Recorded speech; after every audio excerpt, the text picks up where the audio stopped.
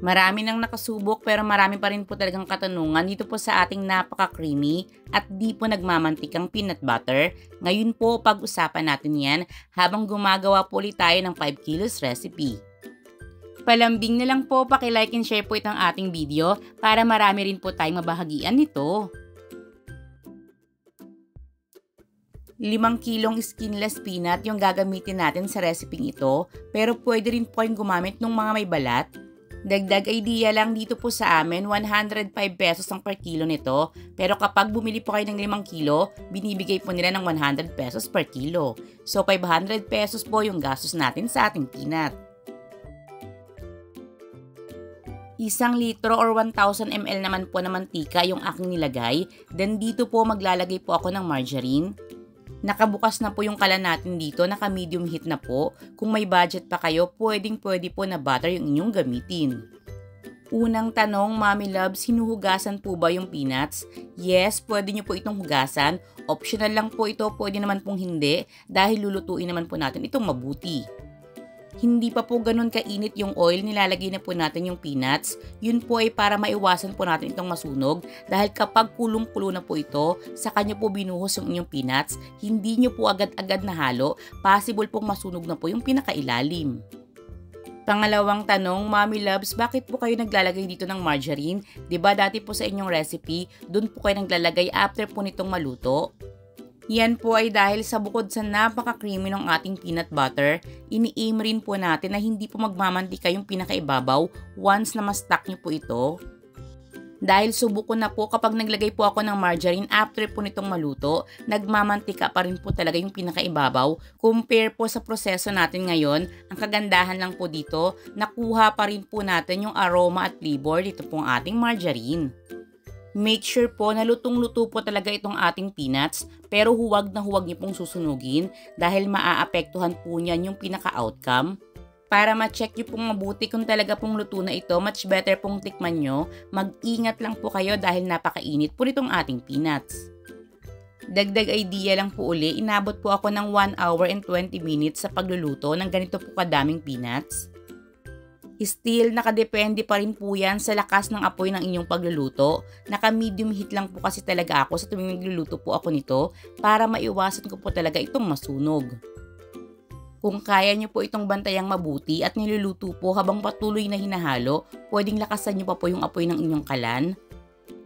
Sa ganitong paraan, mas mapapaiksi nyo po yung oras ng pagluluto, pero make sure po talaga na iwasan nyo po itong masunog dahil medyo papait din po yung outcome ng inyong peanut butter. Ngayong luto na po ito, hanguin na po natin. Isa pa po sa inyong katanungan, Mommy Love, sinasama nyo po ba yung mantika o yung pinaglutuan ninyo ng peanuts? Gumagamit po ako rito ng stainless na salaan na may medyo malalaking butas. Sinasala ko lang po ito saglit, hindi po natin lahat masisimot yung oil po na nakakapit po sa ating peanuts. Pero yung matitira po doon po sa ating pinakakawali, hindi ko na po ito sinasama. At yung ikaapat po na tanong na nare-receive ko po, Mommy Loves, pwede ko po bang gamitin uli yung pinaglutuan ko po ng peanuts? Para po sa akin, yes, pwede naman. Kung after 2 days nyo po itong nagamit, ay gagamitin nyo po uli. Pero kung matatagalan pa bago nyo po gamitin, i-dispose nyo na lang po dahil medyo magiging maanta na po ito. Itong ating peanuts, siguraduhin nyo pong malamig na po talaga ng husto bago nyo po hahaluan ng iba pa po nating sangkap. Bakit? Dahil kapag mainit po ito, nilagay nyo na po yung asukal, mamumuo lang po ito, titigas, mahihirapan po yung ating gilingan at siguradong magrereklamo po yung magigiling, baka hindi po ito tanggapin. Kapag tuluyan na po itong lumamig, ilagay na nga po natin yung magpapalasa pa po dito po sa ating peanuts. Maglalagay po tayo rito ng 1 1/4 kilo po ng wash sugar. Dito po, pwede rin po kayong gumamit ng white sugar. Yung ganitong timpla po, tamang-tama lang para sa amin, hindi po ito masyadong matamis. Pero kung gusto niyo pong mas matamis na kaunti, gawin niyo pong 1 1/2 kilo po yung inyong asukal. Huwag niyo na pong damihan pa doon dahil masosobrahan na po ito sa tamis. Then, maglalagay po ako rito ng 300 grams ng powdered milk. Beer brand po yung brand sa mga laging nagtatanong. Pero kahit anong brand naman po ng powdered milk, especially po yung mga subok na subok niya ng masarap, pwedeng-pwede niyo pong gamitin. Sa madalas pong katanungan talaga, Mommy Loves, baka madali po yung masira or mapanis dahil po may gatas kayong nilagay?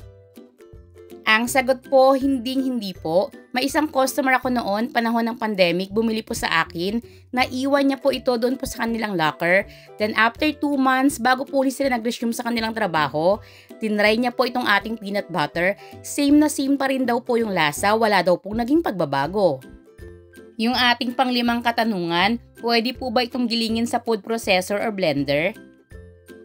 Yes, pwede rin naman po kung kakaunti lang po yung gagawin nyo. Kung 1/2 to 1 kilo lang po, pero kung katulad po nito na maramihan na, much better pong doon na po sa mga pagilingan sa mga palengke dahil yun po talaga yung mga pagilingan po ng peanut butter. Malaki po kasi yung posibilidad na mag-init po at masira po yung inyong blender kapag ganito na po karami yung giniling nyo po doon. And hindi rin po magiging ganun ka-smooth yung atin pong peanut butter once na ang ginamit po natin ay blender or food processor. Ililipat ko na po ito ngayon ng lagayan dahil dediretso na po tayo sa pagilingan po sa palengke. Pwede ko po bang malaman kung saang lugar kayo nanonood ngayon ng ating video para malaman ko naman po kung hanggang saan maabot itong ating peanut butter business recipe. Dito po may option kayo, pwede pong habang ginigiling nila, diretso na po sa inyong mga lalagyan yung mga nagiling na peanut butter. May mga nababasa rin po akong concern sa lugar daw po nila, ayaw daw po itong gilingin dahil nga medyo dry po yung ating mixture. Yung pinaka-peanut po kasi habang ginigiling po ito, naglalabas po talaga ito ng sariling oil. Kaya kapag naglagay pa po tayo rito ng marami pang oil, magmamantika na po talaga yung peanut butter. Kaya pakiusapan nyo na lang pong mabuti, sabihin nyo po, please kuya, pakigiling naman po kasi magmamantika pa rin naman po yan habang ginigiling po. Pwede rin pong magdagdag tip na lang din kayo, isama nyo po sa inyong costing, nakatulong pa po kayo. Wag na wag lang po kayong papayag, dagdagan po nila ito ng oil dahil mag-iiba po yung outcome ng inyo pong peanut butter. Siguro naman po lahat nakukuha sa magandang pakiusapan. Kung sakaling yung mga ganitong regular po na lalagyan ng peanut butter yung inyong gagamitin, large po ito, nasa 13 pieces po yung magagawa nyo sa ating recipe. Sa medium size naman po, nasa 15 pieces.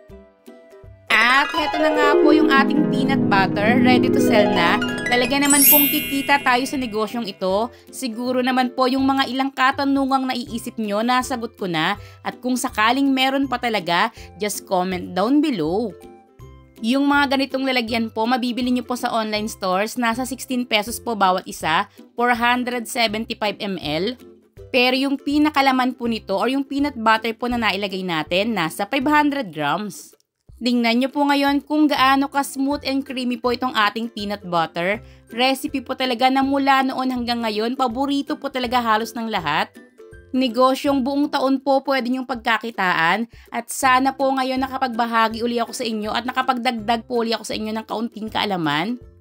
Kung sakaling may mga requested negosyo recipe pa po kayo, don't hesitate to comment down below. Sa pagpipresyo po nito, katulad po nung lagi kong binibilin sa inyo, much better pong mag-full costing kayo dahil magkakaiba po yung lugar natin, malaki po yung posibilidad na magkakaiba po yung mga presyo ng mga bilihin. Pero para lang po sa karagdagang idea, dito po sa lalagyan na ginamit ko, 12 pieces po yung aking nagawa at may sobra pong nakalagay naman po ngayon dito sa ating maliit na mangkok. Ibinibenta ko naman po ito ng 170 to 190 pesos. Depende po ito kung gaano karaming peanut butter yung inyo pong bibilhin. Good luck po pare-pareho sa ating peanut butter business. Hanggang sa muli po nating pagluluto!